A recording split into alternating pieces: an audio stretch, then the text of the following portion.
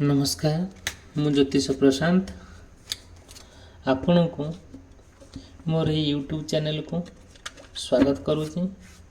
चलतु देखा ये वीडियो माध्यम केमती आपण धीरे धीरे गोटे समस्या रे पड़ी गोटे जिते आप जीवन में गोटे समस्या आसूची से समस्यार समाधान करने से जिते आप ट्राए करुँच समस्यार समाधान करने धीरे धीरे गोटे समस्या पर आउ गोटे समस्या आउ गोटे समस्या पर आउ गोटे समस्या एमती समस्या पर समस्या देखा दूची आपण मैंने फील करुवे जोटा कि एमती कहीं समस्या भितर मु पड़ी रोचे ये समस्या जिते बड़े आसूची आपण जीवन में केमिति ये समस्यार समाधान हो पार कहीं समस्या लगी रोचे जमीती कहि कि फास्ट कहि पारिवारिक समस्या सेकेंड कहि आर्थिक समस्या तापर कहि मानसिक समस्या तापर कहि स्वास्थ्यगत समस्या फास्ट कहि कि पारिवारिक समस्या देखंतु जिते बड़े पारिवारिक समस्या जिते बड़े बुड़ी रहउचंती से पारिवारिक समस्यार कौन समाधान आप पाई पारु नाहंती।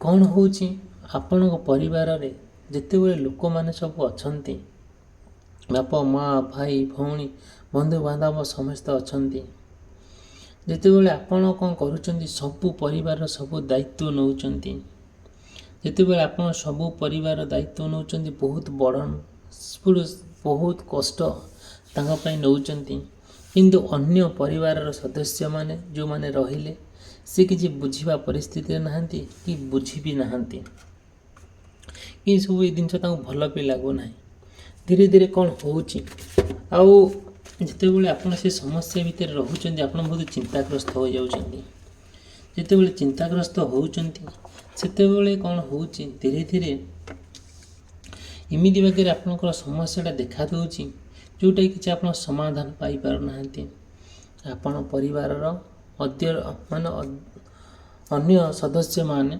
यथेष्ट परिमाण रोजगार करुचंती कि से घर को सेति इम्पोर्टेंस दउचंती से मजा मौज से समय बिताउचंती धीरे धीरे से कौन करुचंती जिते बड़े से आपण कथा शुणु नाहंती जिते बड़े आपण कथा कहउचंती मते जे एते कष्ट होची मु घर बड़ नहीं पारुनी मोर भी संसार अच्छी मोर भी पिला अच्छी मोर भी सबू किछि अच्छी से कथा कहला बेलू को जी भी घर रोचंती गार्डियन माने सी ओल्टी आपन को डोमिनेट कर रखुचंती जेहेतु आप रोजगार करुचंती आपण कथा से शुणु नाहंती आपण पार्टनर को भी से इम्पोर्टेंस दउ नाहंती सबु बेले ना देखै सिके कहउचंती आपण चलै दउ नाहंती बट आपण तांका पई सबु कथा करुचंती किंतु सी जति इम्पोर्टेंस देबा कथा सेति दउ नाहंती आउ धीरे धीरे जैसे समस्याटा जो आप कहते सपोज गोटे कौन मु एग्जांपल दूची गोटे आपण परिवार भितर गोटे बंधुंकर मैरेज है से बंधुंक पई आपण यथेष्ट पैसा खर्च कले बट कौन कले धीरे धीरे आपण परिवार अन्य सदस्य माने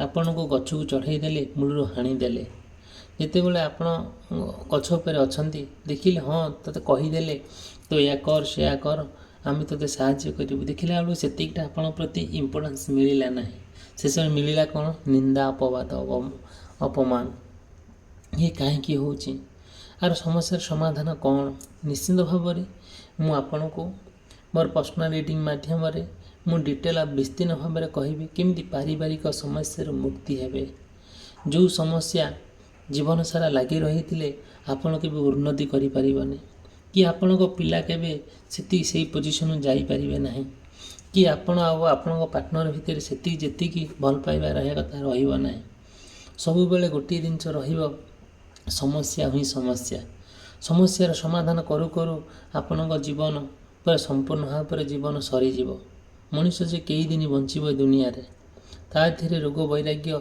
मनुष्य शरीर लगी रही कथार अच्छी आपड़ जो समस्या को नहीं चिंता करती से चिंता आपन को बहुत डिमोरालाइज कर दिए कथार अच्छी परा चिंता खाए गंडी लुण खाए हांडी ଯଦି ଆପଣ ଚିନ୍ତା କରି ବସିବେ ଗୋଟେ କଥାକୁ ନେଇକି ସବୁ ସରିଯିବ। କେଇଟା ମୁହୂର୍ତ୍ତରେ ଆପଣଙ୍କର ରୋଗ ବୈରାଗ୍ୟ ଧରିକି ବୁଲି ରହିବେ। କଷ୍ଟ ଯନ୍ତ୍ରଣା ଭିତରେ ଆପଣ କାଳତିପାତ କରିବେ।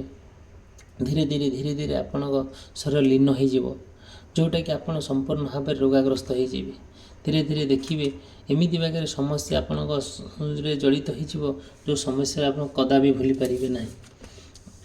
ଆପଣ ଚାହିଁଲେ ବି ଗୋଟିଏ ଲକ୍ଷ୍ୟସ୍ଥଳରେ ପହଞ୍ଚିବା ପାଇଁ ସେତିକି ଲକ୍ଷ୍ୟସ୍ଥଳ ପହଞ୍ଚିଲା ବେଳକୁ ଆପଣଙ୍କୁ କଷ୍ଟ ହେବ। ଧୀରେ ଧୀରେ ଯେଉଁ କଷ୍ଟଟା ଆପଣଙ୍କୁ କ'ଣ କରିବ, ସମ୍ପୂର୍ଣ୍ଣ ଭାବରେ ବହୁତ ତଳକୁ ନେଇଯିବ।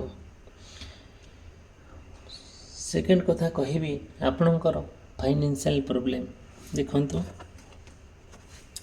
ଯେତେବେଳେ ଆପଣ ଫାଇନାନ୍ସିଆଲ ପ୍ରୋବ୍ଲେମରେ ଗତି କରୁଛନ୍ତି,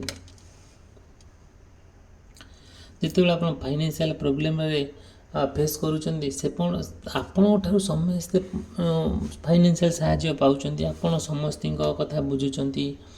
ପରିବାରର ଗୋଟେ ମୁଖ୍ୟ ଲୋକ ହେଇକି ଗୋଟେ ସମସ୍ତଙ୍କ କଥା ବୁଝୁଛନ୍ତି। ଆପଣ କହୁଥିବେ ହଁ ମୁଁ ଏଇଟା କରିବିନି, କିନ୍ତୁ ବଟ୍ ଆପଣ କରୁଛନ୍ତି। ପରିବାର ପାଇଁ ଯଥେଷ୍ଟ କରୁଛନ୍ତି, ଫିର୍ ବି ନିନ୍ଦା ପାଉଛନ୍ତି, ଫିର୍ ବି ଅପମାନ ପାଉଛନ୍ତି। ଆପଣ ଯଥେଷ୍ଟ ପଇସା ପରିବାର ପାଇଁ ସାରୁଛନ୍ତି, ଯଥେଷ୍ଟ ପଇସା। କ'ଣ ହେଇଛି କେଜାଣି?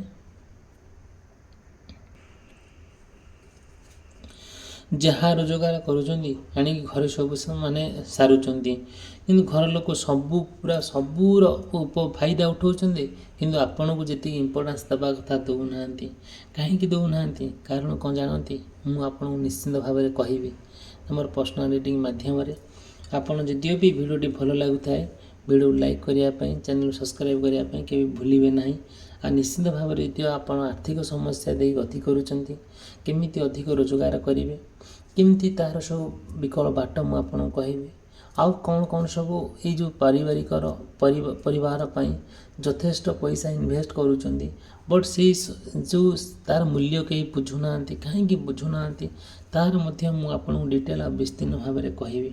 ଯେତେବେଳେ ଗୋଟେ ସମସ୍ୟା ଲାଗି ରହିଛି ଆପଣଙ୍କ ପରିବାର ଭିତରେ, ଧୀରେ ଧୀରେ ଯେମିତି ପୁରା ବହୁତ ଅକ୍ଳାନ୍ତ ପରିଶ୍ରମ କରୁଛନ୍ତି, ବହୁତ ପରିଶ୍ରମ କରୁଛନ୍ତି 5 ଜଣଙ୍କୁ ନେଇକି, ବହୁତ କଷ୍ଟ ବି ଆପଣଙ୍କୁ ହେଉଛି। ଯେଉଁ କଷ୍ଟ ଭିତରେ ଯେଉଁ କଷ୍ଟଟା ନା ଶୁଣିବାକୁ ପାଖରେ କିଏ ଅଛନ୍ତି। ଯେତେବେଳେ ଆପଣ ଯାହାକୁ କହୁଛନ୍ତି ଆପଣ ପରିବାର ଲୋକଙ୍କ ପାଖରେ ଏଇ ସମସ୍ୟା ମୁଁ ଦେଇ ଗତି କରୁଛି ବୋଲି, ସେ ଓଲଟି ଆପଣଙ୍କୁ ଆଙ୍ଗୁଠି ଦେଖାଉଛନ୍ତି, ତୋର ପର୍ସନାଲ ମ୍ୟାଟର, ଆମକୁ କାହିଁ କହୁଛୁ। ବଟ୍ ଘର କେମିତି ଚଳିବ, ଆମେ କେମିତି ଚଳିବୁ, ସେସବୁ ବାବଦରେ ଆପଣଙ୍କୁ କ'ଣ କରୁଛନ୍ତି ନା ନିହାତି ଗୋଟେ ଯେଉଁଟାକି ଆପଣଙ୍କୁ ସମସ୍ୟାରେ ପକାଉଛନ୍ତି। ଆପଣଙ୍କ ଯେତେବେଳେ ଚାରିଆଡ଼େ ସମସ୍ୟା ଲାଗି ରହିଛି, ଯେଉଁ ସମସ୍ୟା ଆପଣ ଚତୁଃପାର୍ଶ୍ୱରେ ଘୁରି ବୁଲୁଛି, ଯାହାକୁ ଛୁଇଁଲେ ସେ ହିଁ ସମସ୍ୟା।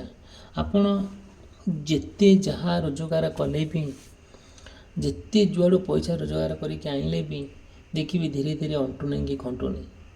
କେଜାଣି ଯାହା ହେଉଛି ନା କାହିଁକି ଗୋଟେ ଆପଣ ଫାଇନାନ୍ସିଆଲ ମୁକ୍ତି ହେଇପାରୁନାହାନ୍ତି। ସବୁବେଳେ ଗୋଟେ ଗାତରେ ପଡ଼ୁଛନ୍ତି।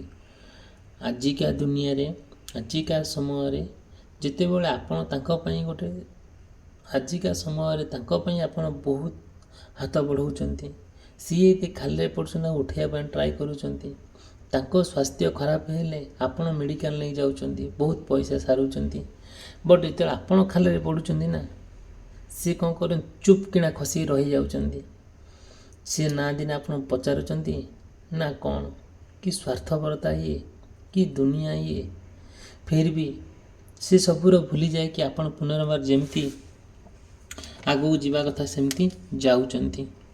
ଧୀରେ ଧୀରେ ଆପଣ ସମସ୍ୟାରେ ଯେତେବେଳେ ଜଡ଼ିତ ହେଇକା ଯାଉଛନ୍ତି, ସେଇଠି କ'ଣ ହେଉଛି ନା ଆପଣ ପୁରା ସ୍ପଣ୍ଟାନିୟସଲି ଆପଣ ସମ୍ପୂର୍ଣ୍ଣ ଭାବରେ ନିଜକୁ ସମର୍ପଣ କରିଦେଉଛନ୍ତି। ଦେଖିବେ ଧୀରେ ଧୀରେ ଆପଣଙ୍କ ସମସ୍ୟାରେ କେମିତି ଜଟିଳ ହେଇକା ଯାଉଛି। ସେ ସମସ୍ୟାର ଜଟିଳରୁ କେମିତି ଉଦ୍ଧାର ହେବେ, ନିଶ୍ଚିନ୍ତ ଭାବରେ ମୋର ପର୍ସନାଲ ରିଡ଼ିଂ ମାଧ୍ୟମରେ ମୁଁ ଆପଣଙ୍କୁ କହିବି। ମୁଁ ଏତିକି କହିବି, ଆମର ମୋର ବି ଦେଖିବେ, ଯେତେବେଳେ ଆପଣ ସବୁ କିଛିର ସମସ୍ୟା ଆପଣ ମାଇଣ୍ଡରେ ସମ୍ପୂର୍ଣ୍ଣ ଭାବରେ ଆପଣ ମାଇଣ୍ଡରେ ନଦୀ ଦିଆଯାଉଛି, ଆପଣ କ'ଣ କରୁଛନ୍ତି, ପୁରା କ୍ଳାନ୍ତ ହୋଇକି ବସି ପଡ଼ୁଛନ୍ତି। ଏକୁଟିଆ ନିର୍ଜନ ସ୍ଥାନରେ ଆପଣ ବସୁଛନ୍ତି, ଭାବୁଛନ୍ତି କ'ଣ କରିବ, କ'ଣ କରାଯାଇପାରିବ, କେଉଁଠୁ ମୁଁ ଏତେ ପଇସା ଆଣିବି, କେତେ ପଇସା ମୁଁ କାହା ପିଛାରେ ଖର୍ଚ୍ଚ କରିବି। ଯଦି କେଉଁ ନା କାହାର ଗୋଟେ ଅବହେଳିତ ହୋଇଯାଉଛି, ମାନେ ଦେଖିବେ ଆପଣ ବହୁତ ପଇସା ଖର୍ଚ୍ଚ କରୁଛନ୍ତି, ଘର ଦ୍ୱାରା କଲେ, ସମସ୍ତେ ଭଲରେ ରହିଲେ, କିନ୍ତୁ ଆପଣଙ୍କ ଭଲଟାକୁ ସେ ଚାହୁଁନାହାନ୍ତି। ଯେତେବେଳେ ଆପଣ ଭଲଟା ଚାହୁଁନାହାନ୍ତି, ଆପଣ ଗୋଟେ କ'ଣ ଭଲ ଜିନିଷ କରିଦେଲେ କି ଗୋଟେ ସାର୍ଟ କିଣିଦେଲେ ସାମାନ୍ୟ ଭାବରେ, ହଁ ସେ ତା ପାଇଁ କରିଦେଲା, ରୋଜଗାର କରୁଛି ବୋଲି ଆମକୁ ଖାତିର କରୁନି, ପଚାରୁନି କି ଆପଣଙ୍କୁ କିଛି ଗୋଟେ କରୁନି। ସିଏ ସେମିତି ଯେତେ ରୋଜଗାର କଲେ କ'ଣ ହେବ, ସେ ଅଶାନ୍ତିରେ ରହିବ। ଏ ଜିନିଷ ଧୀରେ ଧୀରେ ଏମିତି ଆପଣ ଆକ୍ଷେପ କରିବେ, ଯେଉଁଟାକି ଆପଣ ସହିପାରିବେନି। ଧୀରେ ଧୀରେ ଆପଣ ମୋରାଲି ଡାଉନ୍ ହେଇଯିବେ, ମାନସିକ ସ୍ତରରେ ବହୁତ ଦୁର୍ବଳ ହେଇଯିବେ। ଏଇ କେମିତି ଧୀରେ ଧୀରେ ସମସ୍ୟାରୁ କେମିତି ମୁକ୍ତି ପାଇବେ? ଥରେ ନା ମୁଁ ଏତିକି କହିବି, ପ୍ରଭୁ ଜଗନ୍ନାଥଙ୍କର ଆଶୀର୍ବାଦ, ପ୍ରଭୁ ଈଶ୍ୱରଙ୍କର ଆଶୀର୍ବାଦ ଯୋଗୁଁ ଆପଣ ଏ ଧରାପୃଷ୍ଠରେ ଗୋଟେ ମଣିଷ ହେଇକି ଜନ୍ମ ହେଇଛନ୍ତି। ମଣିଷ ଯେତେବେଳେ ହେଇକି ଜନ୍ମ ହେଇଛନ୍ତି, ଏ ଧରାପୃଷ୍ଠରେ ଯେତେବେଳେ ମଣିଷ ହେଇକି ଜନ୍ମ ହେଇଛନ୍ତି, ଆପଣ ସବୁର କିଛି କଷ୍ଟ ଆପଣ ବୋହିକି ନେବା ପାଇଁ ପ୍ରସ୍ତୁତ ଅଛନ୍ତି। କାହିଁକିନା ଆପଣ ଜଣେ ଭଲ ମଣିଷ।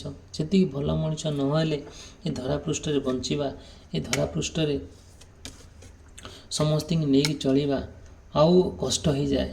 ଆପଣଙ୍କୁ ଯେତେ ଆପଣଙ୍କ ଚାରିପଟରେ ଯେତେ ସମସ୍ୟା ଥିଲେ ବି, ଯାହା ଥିଲେ ବି, ସେ କିନ୍ତୁ ଆପଣ ଧୀରେ ଧୀରେ କ'ଣ କରୁଛନ୍ତି, ସେସବୁ ଜିନିଷକୁ ଆପଣ ଆକଟେଇ ନେଉଛନ୍ତି।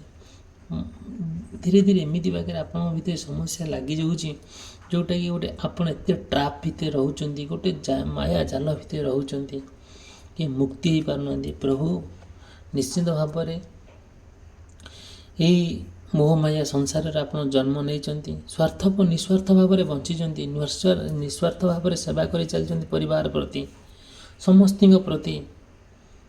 ବଟ୍ ଶେଷରେ ସମସ୍ତେ ଭଲରେ ଅଛନ୍ତି, ବଟ୍ କିଛିଟା ମୁହୂର୍ତ୍ତ ଆଉ ଆପଣ ହିଁ ଖରାପରେ ଅଛନ୍ତି। ସେଇ ସମୟରେ କ'ଣ ହେଉଛି, ଆପଣ ନା ନିଶ୍ଚିନ୍ତ ଭାବେ ପ୍ରଭୁ ଜଗନ୍ନାଥ ତାଙ୍କ ଆଡ଼କୁ ଆପଣଙ୍କୁ ସେ ଟାଣୁଛନ୍ତି। ଜଗନ୍ନାଥ ଆପଣଙ୍କୁ ହିଁ ଆଶୀର୍ବାଦ କରିବେ। ଆମର କଥାରେ